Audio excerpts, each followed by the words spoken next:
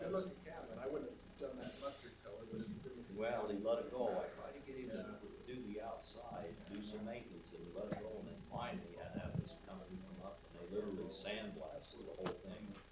And then they put that rubberized stuff on the outside. But then inside, they had the notorious drip line to the fridge for the icicle maker freeze. And then it thawed out, and it run water all the way down to the bottom 2 floors. And he had to have a lot of Let me know when you're ready, Alice. Never have a cat. Don't you turn that off.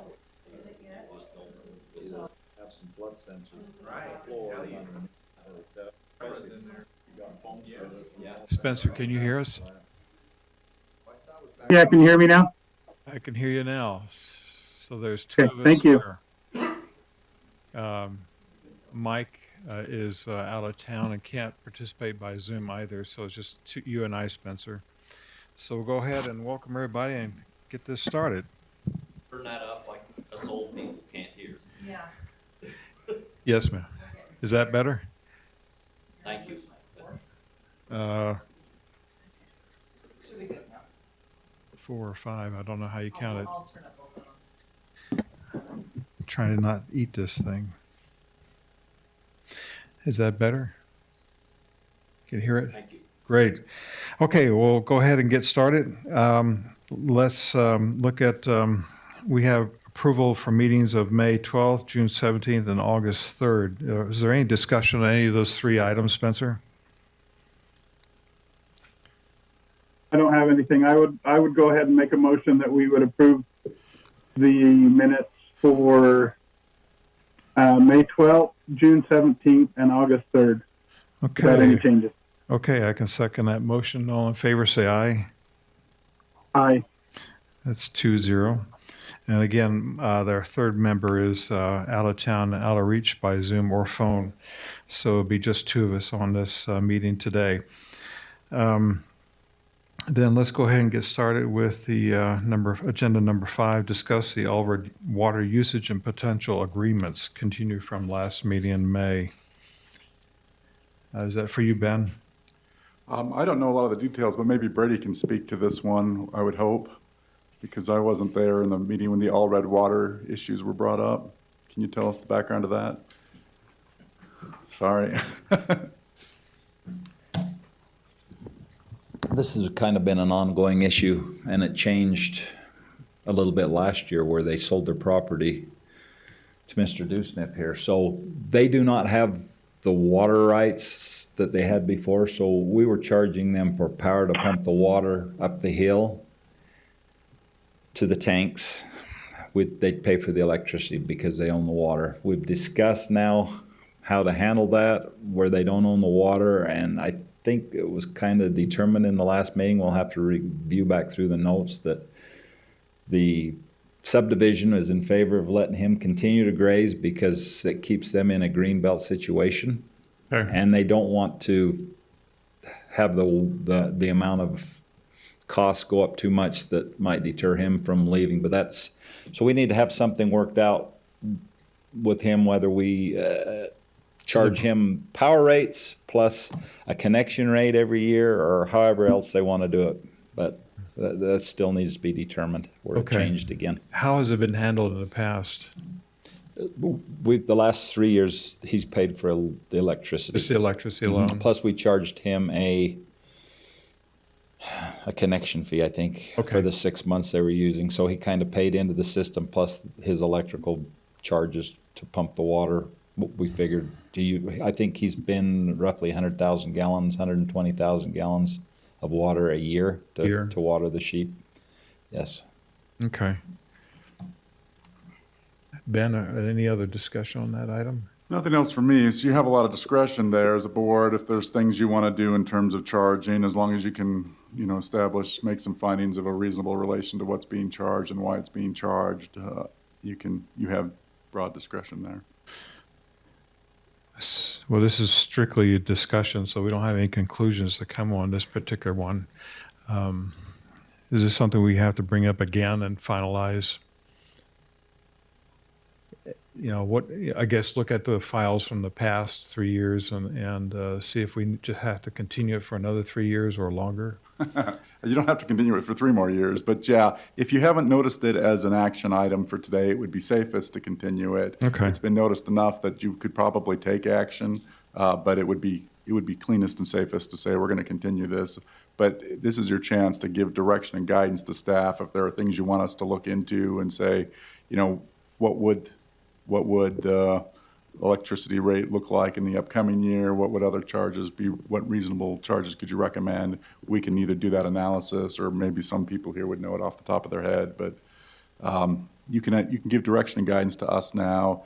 It would probably be cleanest to take action in a future meeting. The only big question I would have, have any rates changed with electricity and connection and all of that? So let's continue that, and if the staff could provide an outline of what the rate should be and for how long, the next time we have this meeting. Is there a way that we could do an anticipated rate from past years and then have the contract state that we would firm up any of our prices at the end of the year as a closeout, or do you guys just want to have it be a set amount? Yeah, that sounds reasonable. Yeah. Okay, so let's just continue that until the next meeting, which is, what is that one scheduled for, Alice? Do you have that available? November. November? November 16th. Continue to November 16th. I got one question. Does All Reds paid their bill from last year? Yes, I did Okay. verify that a week or So he's current. He's Current, He's yes. current, good, okay. Okay. Then I guess I have a motion to continue this. Do we have a second on that, Spencer? I'll second it, yes. Okay, then we have a second. All in favor, say aye. To continue this. Aye. It passes 2-0. Okay, number 6, review financial statements with Diane here in the audience. So board members, there are 3 different financial statements included in the packet. The first page is a budget to actual comparison. And just I'll summarize this really quick, that the district is on track with their budget. There's no unusual circumstances or any budget amendments that I would think are necessary. The next financial report is the balance sheet.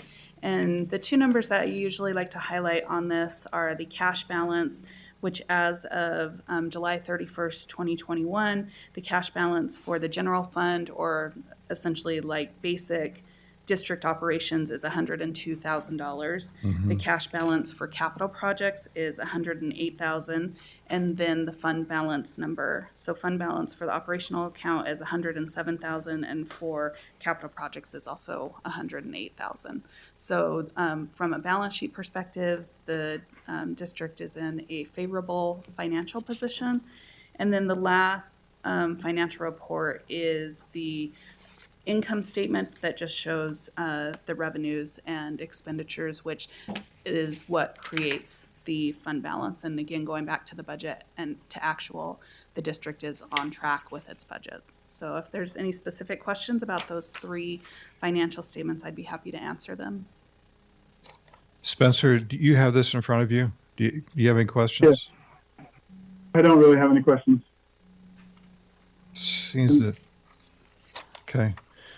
Yeah, that seemed to be pretty stable. I was surprised that in the capital projects, there's $0 of actual that we had budgeted.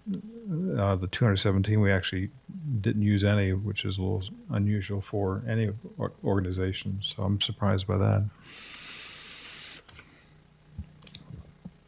Okay. Then I guess any other comments that you feel like you should make on that, Diane? No. Okay, thank you. Then agenda item 7, review, approve, and authorize payment of invoices and other obligations for professional services, operations, maintenance, and other expenses.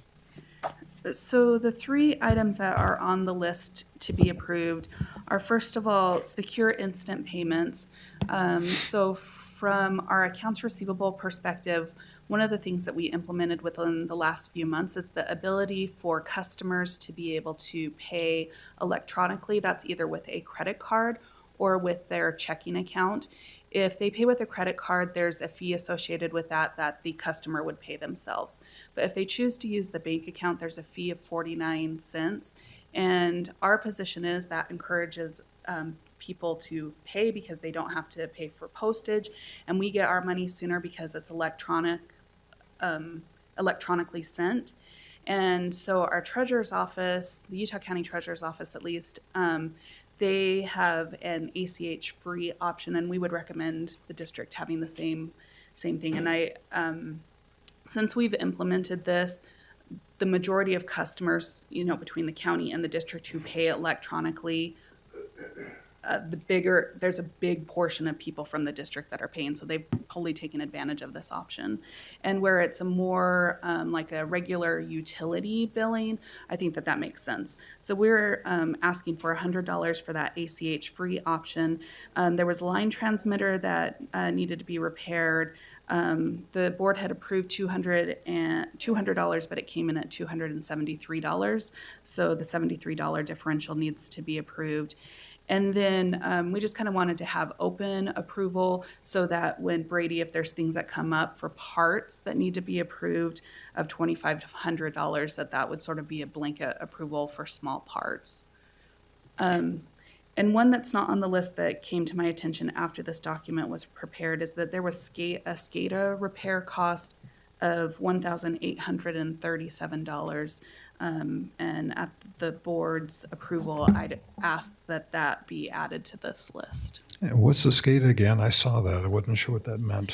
Yeah, so I can give a high-level overview, specifics again to turn over to Brady, but essentially it's a system where they can monitor water levels or things that are going on with the wells from right in Provo without having to drive up there or not. So Okay. it's like an electronic monitoring system. Like to use for gas and power already, a meter system basically is what that is. Right. Okay. And it actually is cost efficient because it saves the time of a person having to drive up there all the time and check these things.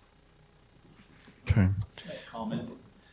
Commissioner, that's one I called you on. Deneen was out of town last week, and I called to verify that we were good, and we got the approval of all three board members to go ahead and make that expense and get it taken care of. Okay, all right.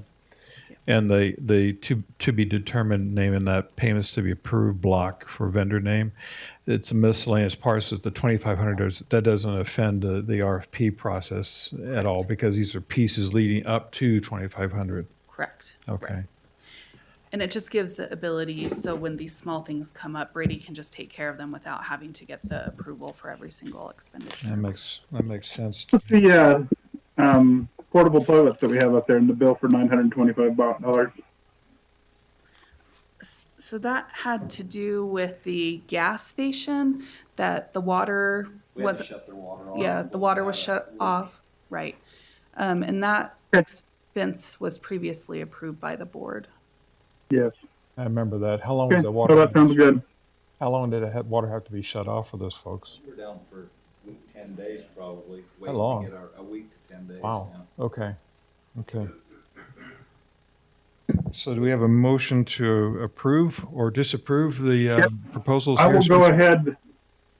Yeah, I'll go ahead and make a motion to approve item 7, the authorization and payment of invoices and other current obligations Okay, I can second that as motion. presented. I can second that. All in favor, say aye. Aye.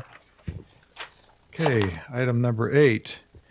That passes 2-0. Item number 8, review and approve or deny outstanding receivables, past due accounts, and place or remove liens. Do you have that one, Spencer? Yes. Okay. Deneen, you want to talk us through these first? Sure.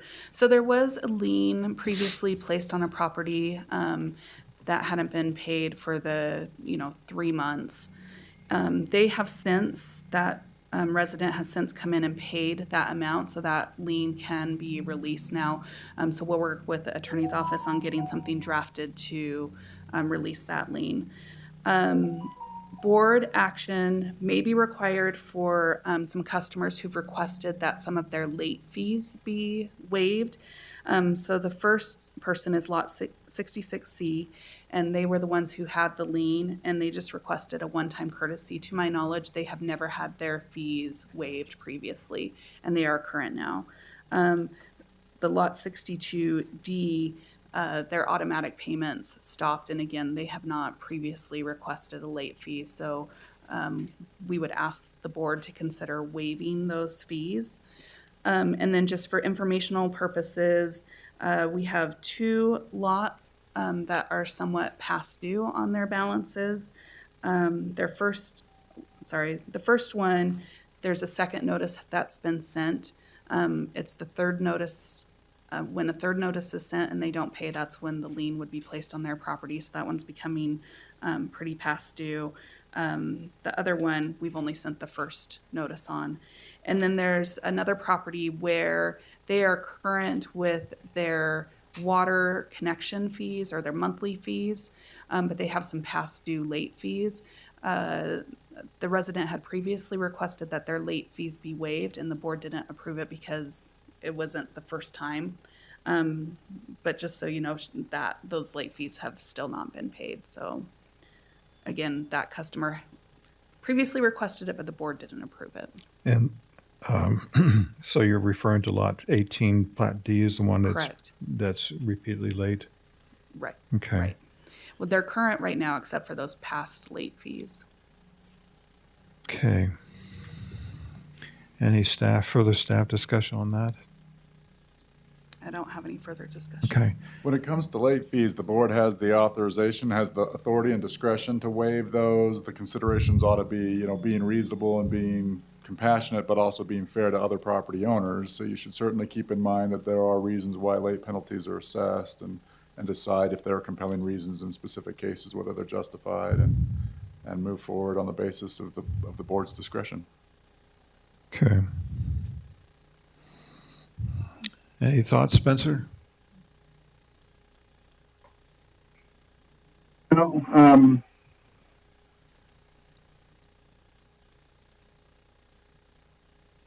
not really. I mean, I'm okay with obviously we need to release that one as soon as possible. The other one, do we usually wait a month more before we do it? I'm sorry, say that There's no again? requirement to wait. Yeah, okay. You can approve or disapprove any request for a waiver in a meeting like this.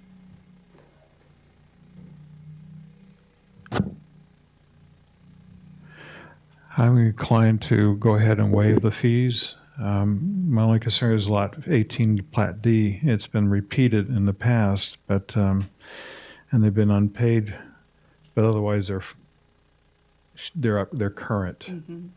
And it would be more costly for us to pursue it, I think, than to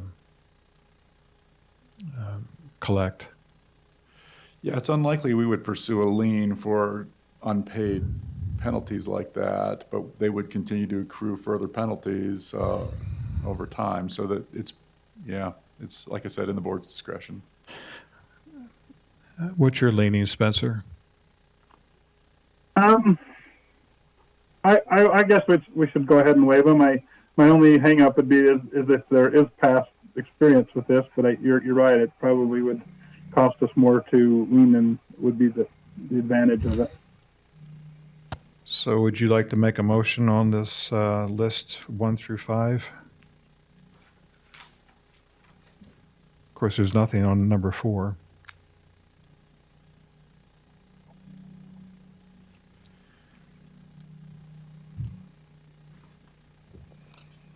We would simply request. Do I need to make?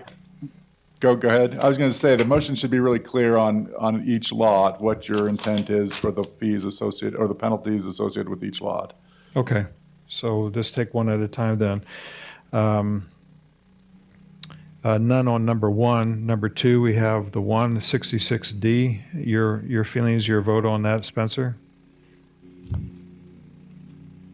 I actually can't pull up the list from what I have right now. It's not coming up as part of everything else has come up, but I can't get that one to come up. So Number 2 is 66D, and that's for $301. It's a lien on that parcel. Yeah, that's the lien that's been paid that we're recommending be released. I'm sorry. So Correct. I would make a motion that we go ahead and release that lien with And the I can payment of the $301. And I'll second that motion. All in favor, say aye.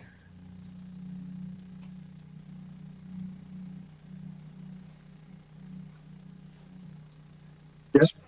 Spencer, do you approve? All in favor, say aye. Hi. Aye. Sorry, can you hear me? Okay. Sometimes you break out. Okay, item number 3, it's lot 66C for $125. It's requesting a waiver, one-time waiver, courtesy waive of the fees. 62D is asking for a one-time courtesy waive of $75. And again, that's 125 and 75. Your feelings on both of those? Would you like to make a motion? I would make a motion that we do a one-time waiver on those 2 lots. And then I can second that. So all in favor, say aye. Aye. It passes 2-0. There's nothing on number 4. Number 5, we have 3, lot 24 Plat C, lot 18 Plat D, lot 38 Plat D. And the first one's for 168. The second one is for $25 each, or $75. And the third one is 113, dating back to June 21. Yeah, and just to be clear, the first and third items, those are just informational right now. We will follow the proper procedure on notifying the property owners of that. And those aren't late fees, those are actually their monthly amounts that are due. So if they aren't paid after they receive the third notice, then we'll proceed with placing a lien on the property. Oh, So I really, mis- it'd just be the second one. I think I misread these then. Okay, I misunderstood. So it's number 2 of number, it's a second item on number 5 that we're addressing, whether to waive that Right. particular waive. Okay. Correct. So number 2 of number 5, we'll have to have sub-number these in the future. But lot 18, Plat D, has 3 late fees of $25 unpaid for the fall of 2020. Otherwise, this owner's paid in full, and we're proposing to waive the late fees. Your motion on that, Jeremy? Yeah, I would make a motion that we go ahead and waive those 3 late fees Okay, for all the in favor? fall of 20. Okay, all in favor, say aye. Aye. Aye, so it passes 2-0. And the other ones, again, the first one and the third one are information only. Correct. So that's number 8. Number 9, talk through some fire hydrant markers, which I think we covered a little bit two sessions ago. Go ahead and present on that, would you, Brady? I was given the assignment to review some costs, what it would cost to put markers on fire hydrants. There's 52 hydrants in the subdivision at this time, and depending on what the HOA wants us to do, we can go anywhere from 4 foot to 7 foot, fiberglass, steel. So I guess as the board here, do we approve that and we don't have to deal with the HOA? I'm just concerned on height. So I'm thinking probably at least a 5 foot tall one, probably to cover us. So if we go with a 5 foot tall fiberglass mounted to the bonnet of the fire hydrant, we're looking about $2,500 to do that project. Or 5 foot? 5 foot tall. Did you get a quote on the taller ones, Grady? Yeah, it just depends on where we get them. They're anywhere from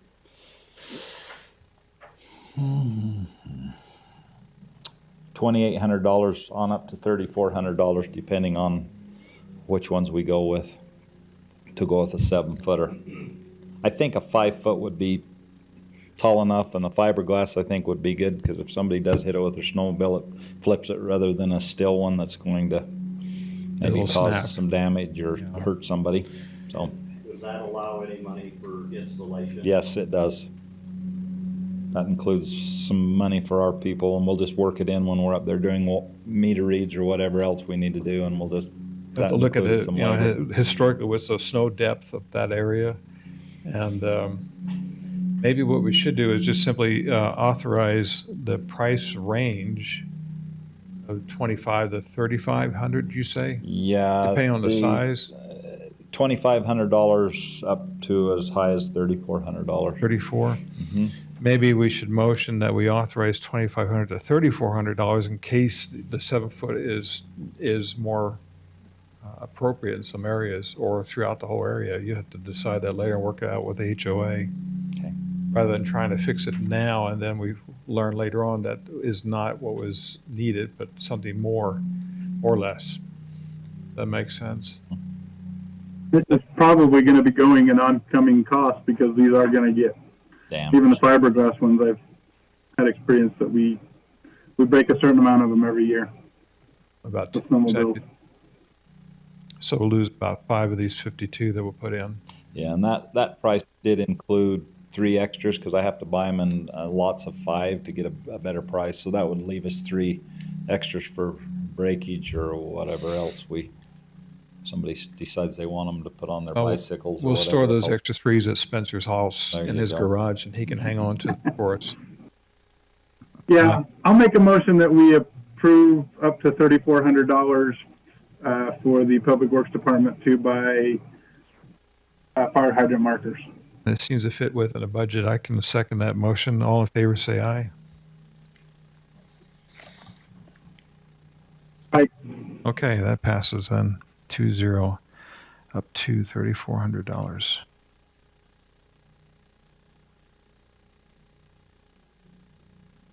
Okay, let's go ahead and talk the item number 10. Discuss a second well line across the highway. Alice, would you be able to project those up onto the wall?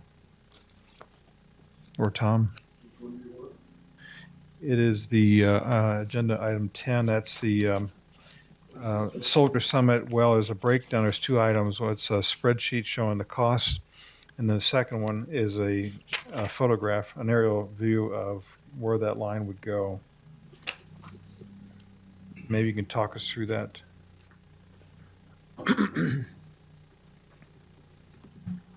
That's not the one. It's the Soldier Summit water improvement. It's the one with the well. Yeah, the ones that were on my flash drive. So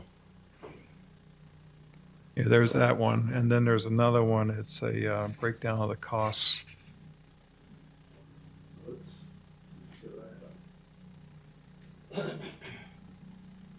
I emailed it to you, Alice, just before we came here, so you might have to look at that. I think Tom's got it. Well, there it is. yep, Okay. good. Is that where Spencer can see it as well? Yeah, I don't see it on your screen. No. All right. So Richard Nielsen, Utah County Public Works, said, Commissioner, we had talked a while back about the need for the second well with the district, and also the need to upgrade the system in the old town site portion of the district. Looked at the options of possibly using some ARPA money to do this. We went through and talked with a well driller, looked at some costs, looked at the cost of actually running the water line. As you can see there, the overall cost of everything together is just about $2 million. Tom, if you could jump over to the map for a second, to the map on the aerial photo. Oh, let's do that one. Oh, that's good. You can put it side by side. Yeah, there you go. So you can see that the blue triangle down in the lower left-hand corner is the existing well site. That's where the well is that feeds the system. There's a tank that's just off of the picture. Within the roads to the left side, there are the newer water lines that were put in with the subdivision 15 years ago. Is that about right? Maybe a little more. They go down to where the red line starts there on that bend. The proposal would be to pick up at that point and take an 8-inch water line down, across the railroad tracks, across the highway, and into the town site, and connect all of the existing users there. The other thing that we're recommending is the yellow alignment. That would be a looped system. What that would do is that would make it so that we have a two options to get water over to the old town site. That way, we had the discussion earlier about when we had the water main break that took the entire town site and the gas station out of water. This would provide a dual system to get water over there. That is included in that $2 million estimate. My recommendation would be to do the red alignment as well as the yellow alignment and the second well that would let us get to where we can actually serve all of the lots in the subdivision as it exists. I believe, Brady, tell me the numbers at 98 or 100? 100 even, that we can provide up to 100 connections on the one well per state drinking water regulations. We have to have the second well to go beyond that. And the red one is supporting how many lines or how many wells or The connections? Connections. There's about 10 connections over on the old town site side. the red line here? Yep. So at the bottom, at the hook there on the left, that's. Yeah, for what it gets up in the very top part of the picture, that's the old town site where the gas station is and the homes over on that side. And I believe there's 10 connections over on that side. And the green dots represent Fire hydrants. fire hydrants. Currently, there's no fire protection north of the railroad tracks or over on that side, so I would provide that as well. So you're putting two fire hydrants then on just north of the tracks on this side and just south on this side on the Yep. left? Okay. Yep. And And then a the other couple green, the other 5 green dots, are those existing fire hydrants? No, there are no Not at hydrants all over there. there. Yep, there are no hydrants over there at all right now. On the flow. So that would open up where we actually have fire protection on that side of the highway. So you're looking at 7 fire hydrants, right? This 5 could be above the freeway 2, 3, and 4, 2 5. below? Yep, that's correct. Yep. Is the yellow line, is that brand new line going over, The- the red line, brand new line going over? Correct. through the town? Yep, the yellow line would essentially follow the existing line that's in the ground now, that's the 2-inch poly. This would be new 8-inch PVC line. Replacing the 2-inch poly. Yes, on both of them, and replacing the old 2-inch poly. So the red one, again, that's brand new line. Yes, Correct. both the red and the yellow are brand new. Okay, yeah, we, And you You can see the sent this to proposed. me last night and I was gone and I Oh, that's never okay. got to the email. Didn't notice until this morning. That's So all I'm right. a little The- behind on that one. And the proposed well, that is roughly the location that was in the original documentation when the subdivision was done several years ago. We would need to work with the landowner on that location to secure an easement for the well and that on that site, and that has not been done yet. is that the blue dot just there going along the yellow line Yep. in for the new well? Yep, that's correct. That's on your property? Yep. Will we be able to bore underneath the railroad and the highway on both of these connections, do you think? Yes, we'd be required to bore under both of them. And the rail too, for that Yes. matter, yeah. Yep. How deep below on both? Typically, the top of the casing has to be 5 feet below rail, the bottom of rail. So And the freeway about the same depth? about the same on that. 5 feet below. How long will this take? The longest part will be getting the railroad authorization to get across there. Construction of it, you're probably a couple of months of construction. But the longest period of time will be getting the railroad authorization to cross it. And their school that you have to go to learn how to dig a hole under their track, like swear. Yeah, and So what- you've been what- there, done that. What we would look for is a contractor that's already been to that school. So. He Yep. might be your expert then to go to the class. So this is about quite a bit less than what I was expected would be. So this is kind of nice. I've been swagging a rough number to the other commissioners in the past. So I As just- we went through, it felt like that 2 million will get us in pretty well in the ballpark there. and it doesn't show, but where is Wasatch County part of all of this? Still part of the old town park portion. Yeah, Just the old town When you get only? into the old town site, most of The that is in gasoline Wasatch County station? to the west, to the right of that line where the red line crosses the highway is Nice. Wasatch County. West of that is Utah County roughly. Yeah, that's pretty close to the county line right there. So it looks like Wasatch is getting about 5 hydrants in our, because we're giving them 5 hydrants and about the same amount of length of pipe as the full length of Yeah, red line below the freeway then. And currently they have no hydrants, so it's a a benefit for them that all the hydrants are on the Utah County Have side. you talked to Wasatch County? I have not. Public Works? Nope. Does the What would you like to talk to them about? Well, what I'd like to do is have Wasatch pay for a portion of this from their ARPA funds or wherever they like to go from. Just because we haven't talked about annexing that little old town into Utah County yet, so I'm just curious to see if they want to participate in helping us with that whole thing. Yeah, I mean, I can definitely, does I that can tie in? definitely see, what we've got there. You got to come up there, Jimmy. How much are What was that, Spencer? do we have any type of an idea of how much of a contribution? Roughing it out, it's about 10%. But we haven't talked to Wasatch County directly about it yet. Okay. If you guys could send me any paperwork on that, and I can go talk to our county manager and see what we can, Oh, that's can right. come up with. We've got an in with Spencer here. Okay, just one more question. It's James from McClure. Where that red line stops on the bottom edge, does that tie that into the current system? Yes, that's where the Okay. current system is. So that's the last hydrant there on that, okay. So that would be a full loop? Yes. You'd have feeds, okay. Yep. And there's no tie-in to the old system that's in Nope, place? we This is would- all It would all be disconnected on the old. Out of curiosity, do we need a hydrant at the end of the red line and yellow? There's one, There there's is a current one one there. right there where the line ends now. Because you were talking about, but I didn't see the dots, so I just want to make sure that It's an existing one. an existing one there, Yep. okay. And all the other green dots are new hydrants Correct. as opposed to, okay. All right, well, Spencer, if you could, so this was a discussion, we're not coming to any conclusions on this, but if you could talk to Wasatch County and maybe present these slides, if that works for our Public Works people, to their Public Works people and their county commissioners to see if we can get some ARPA funds from them or other sources of funding to help offset the cost. And that our Public Works is suggesting a 10% rate share in that construction cost, which is just rounded at $2 million. So you'll do that. Absolutely. Anything you guys can send me on that would be helpful, paperwork wise, as far as an estimate and that type of things, and I'll take that to it.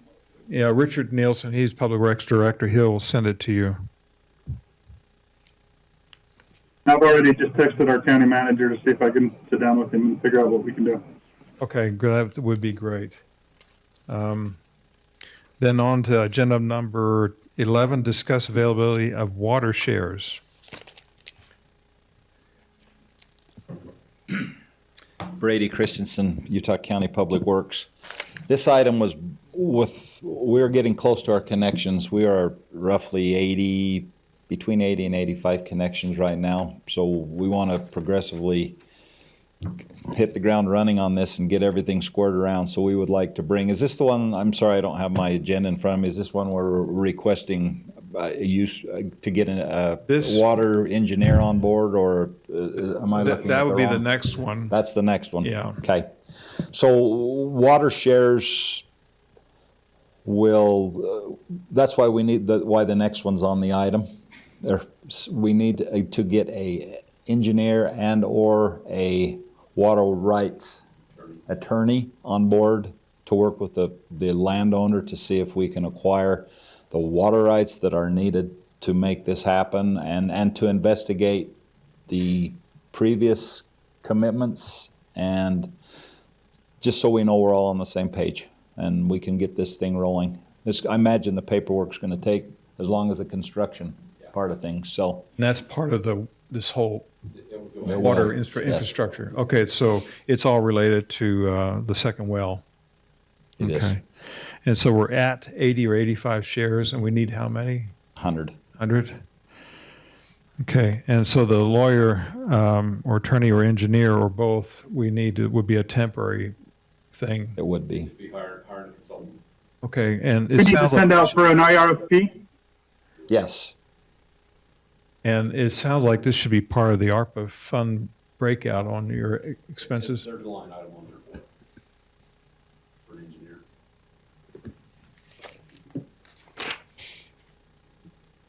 the engineering, is that the word there? The $50,000, what you're suggesting that would be the engineering, so that'd be the engineer and the lawyer, or just the engineer? Well, yeah, we'd have to see what we want. See where it works out. Okay. That makes sense. Okay. Anything there are legal Cs on that one? I think you've addressed the concerns we would have had. Okay. Do you have any other thoughts, Spencer? Nope. I mean, it's just up for discussion. Do we have a motion on this one, or is it just, are we going to put together an RFP? This is, We can just get direction to start the RFP, that's kind of what we're looking for. okay, then, yeah, okay, then I would, I'll make a motion, or you can make a motion that we go ahead and begin an RFP for that engineer, or engineering lawyer, or both, in that RFP. Okay. I will make a motion for item 12 to approve to proceed with hiring of a water rights attorney or engineer to help with the new well placement, water rights, and other items needed to move forward with new well. And this would be a temporary hire. We don't have a date, how long that would last. Yeah, just be a consultant, it wouldn't be a staff. Consultant, so, okay, so a retained consultant, basically, okay. Okay, I think we have a motion and a second. All in favor, say aye. Aye. Okay, that passes 2-0. And then number 12 is part of number 10 again. So discuss and potentially approve to proceed with hiring of a water rights attorney, which we just did. That was the motion that he made, yeah. Excuse me. I'm reading ahead of myself and then rereading again. So we just, we discussed number 11. We just went ahead and had a 2-1 vote on number 12. 2-0 vote, 2-0 vote. right. Okay. Number 13. Review and adopt capital projects plan for Soldier Summit Special Service District. So I can speak Janine, to you have that one? Sure. So the district has adopted a 10-year capital project plan. It's been updated every year. So this is the update for 2021. It's kind of just been status quo. I'm not aware of any other capital projects besides the ARPA project that was just discussed. And so I would recommend adding that $2 million to the plan for 2022. It may not all happen in 2022, but that will at least get the bulk of that water line reconstruction and construction of a second well on the capital projects plan. And then I'd be happy to discuss any changes that the board wants or that would be recommended by the Utah County Public Works team. And that makes sense. The county commission has talked about it. Have you had any specific directions, Richard, on adding this well to the ARPA fund plan? Through Peter Brown. Okay, so that's part of it then. I just want to make sure that loop was complete. So that is part of our plan then. Okay. Well, he has, I don't know where it's got to you guys, but he has Okay. in his possession. Okay. Then, yeah, that sounds like we should make a motion. The PRV on that maintenance, what is a PRV? Pressure reducing valve. Pressure reducing valve? Yes. Okay, so it's another, it's a, another meter, okay.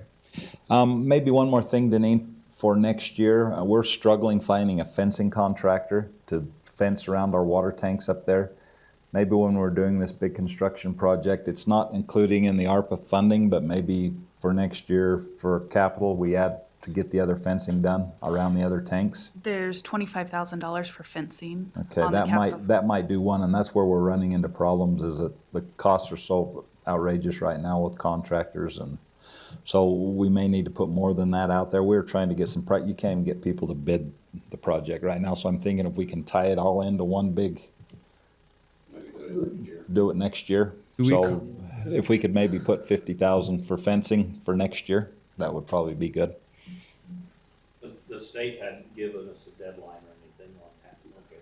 But they get water samples, so they know it's not there. We're sampling the water. Then we have a motion to add $2 million of ARPA funding to the Soldier Summit Special Service District's capital projects plan. Correct, and to update the fencing amount in 2022 from 25,000 to 50,000. And adjust the first line item fencing around tanks from 25,000 to 50,000. Those are your requests from staff. You don't have a motion yet, but those Yeah. are the proposals and requests. Spencer, any comments?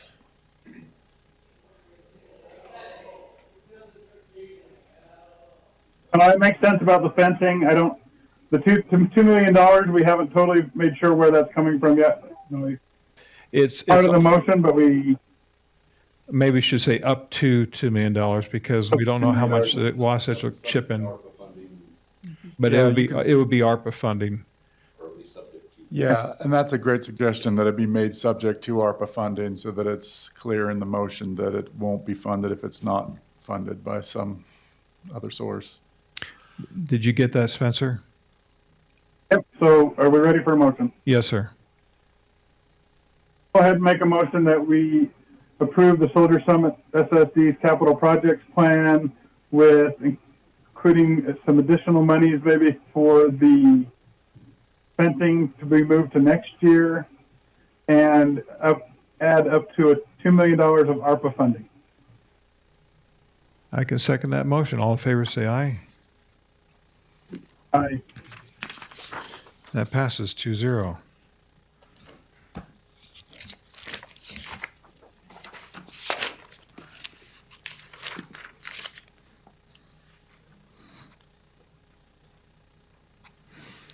Then number 14 is reviewed and tentatively approve the 2022 Soldier Summit Special Service District budget.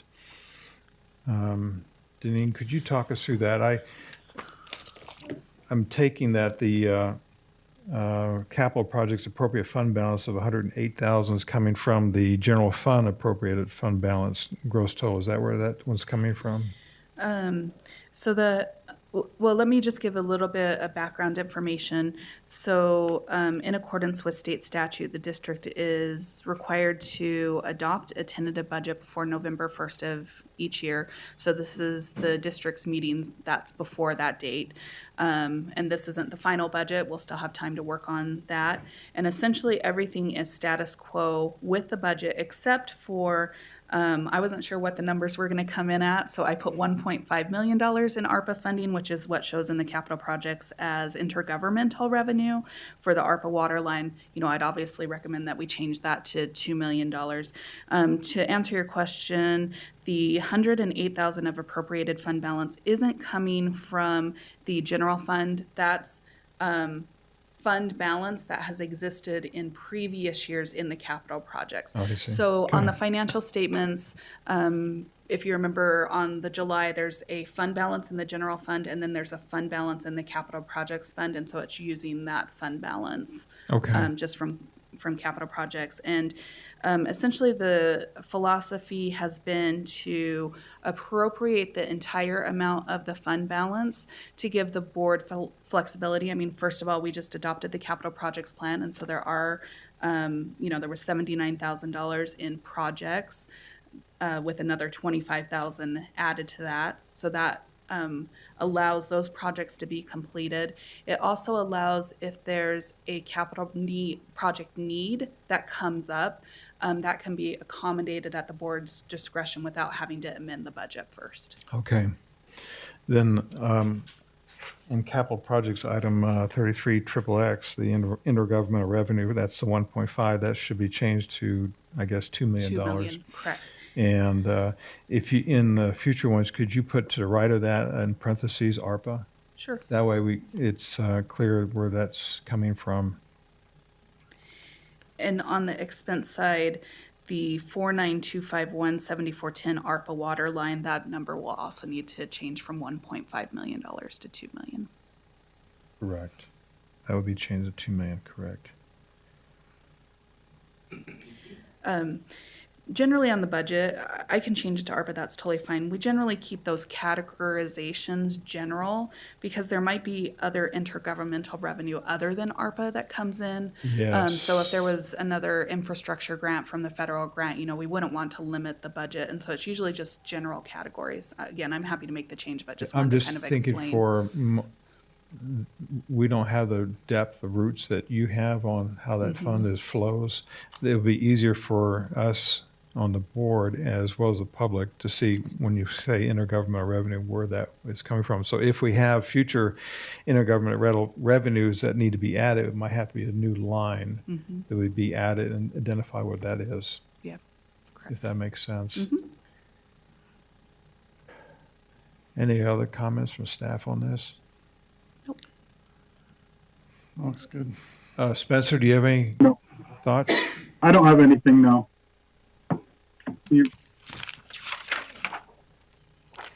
I would make a motion that we would go ahead and approve the tentative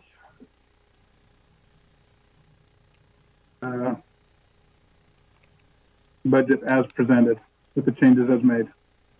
Okay, we have a motion. I can second that motion. All in favor, say aye. Aye. Aye. And any other comments on any of the topics up until now from the public here? Is this, I'd like to just make a comment or two. Good morning. I'm Darren Dusnup. I'm my wife Melanie and I are landowner up here where the primary well sits, 12-0013, and I can see the maps and everything. We're all in favor of a second well. Absolutely, to bring that water to the surface is a wonderful opportunity for generations to come.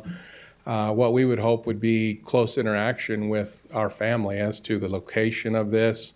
It appears to be an arbitrary blue dot on the map done a decade or more ago. So that is a gateway to thousands of acres that we own to the east, and we intend that to be an entrance point for things that we want to do in the future.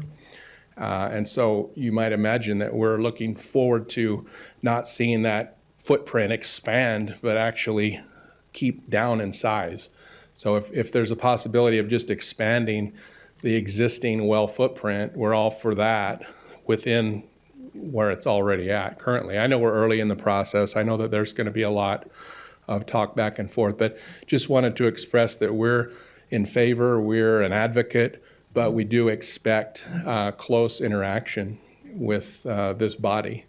That being said, the water rights will come into play as well. The water rights that we own came through millions of dollars of purchases that we've made through acreage.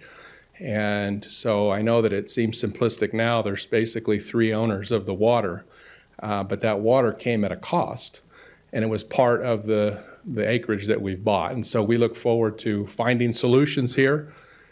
We think that there will be a solution, but we would just appreciate close interaction, and we'll attend various meetings and interact with attorneys as you get them brought on board. I would make note that there is a very large, you're probably aware of this, but there is a very large power project coming through that's set to be completed here in 2022, 2023.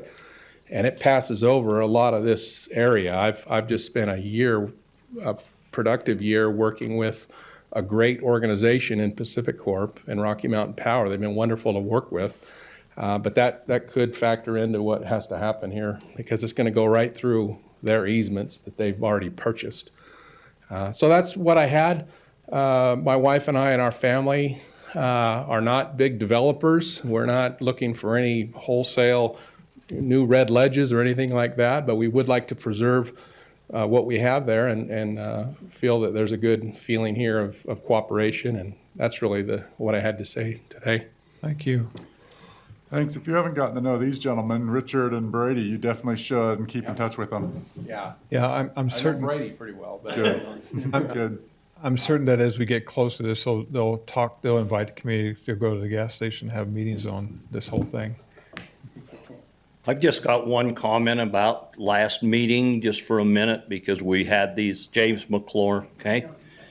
And that is, I think it would really be good where we're gonna have all these attorneys come out and the water, how much is his water that's coming out of the ground?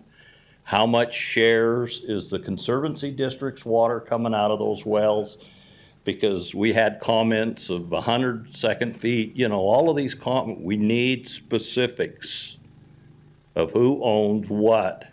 So 10 years down the road, somebody isn't coming and saying, hey, I own 50% of that well. Those, The water rights are determined, they are filed with the state.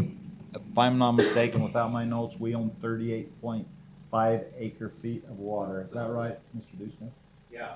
And then there's another owner plus, The subdivision, you're the talking about subdivision owns 38.5, or we have 38.5 together, yes. Yeah. And then you own The rest of it. the rest of it. Yeah. So that's where we stand. see We own right there, 38.5 that acre makes feet. my point. We don't need to Yeah. know what Las Vegas water rates are. We need to know who owns what water that comes out of that well.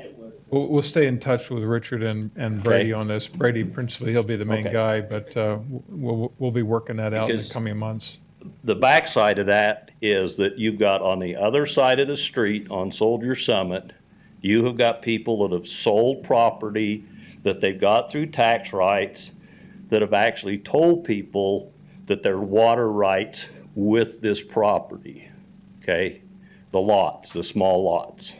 So right there, you know, we need to make sure we know who owns the water, okay?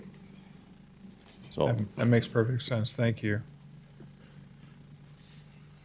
Then we should set a date, time, and location for a public hearing on final approval of the 2022 Soldier Summit Special Service District budget, which is set for 10 a.m. November 16th. And that would be, well, we just did that. And then this next date, time, location for next board meeting. Right, what you just did was approve the tentative budget or tentatively approve the budget. And so what you have to do as a legal requirement is have a public hearing as well, where you can take public comment before you adopt the formal final budget, which is a legal requirement as well. So Yes. 15 does need to happen. And then it is, you're right, Commissioner, Board Member Sakovic, it's the same date as the next board meeting as well, would be the public hearing, where you would be required by law to take public comment on that budget. Okay, thank you. So 15 Is is. it okay to have that at 10 o'clock then? Yeah, 10 that was o'clock. okay at 10 o'clock. That one's okay, you don't have to have it in the evening for that, for the budget? That's right. We have to have them in the evening if we're raising a rate on a service that's already provided. Those have to be in the evening at 6 PM or later. This one can be at 10. Okay. And so we just did set that one. That's November 16th at 10 a.m. here in the County Commission chambers. And agenda 16 set a date, time, and location for the next board meeting, which is 10 a.m. November 16th, so it's the same day. Is there a conflict for either of those meetings to occur? Spencer, for you? Sounds like that should work for me. I would go ahead and make a motion that we would set the next board meeting and the budget hearing for 10 o'clock on November 16th at the Utah County Commission chambers. I can second that motion. All in favor, say aye. Aye. Aye. Public comments was already held. Are there any other comments that should be made, brought up? Then with that, make a motion to adjourn. Second. All in favor, say aye. Aye. And we are adjourned. Thank you, guys. Thank you. Goodbye.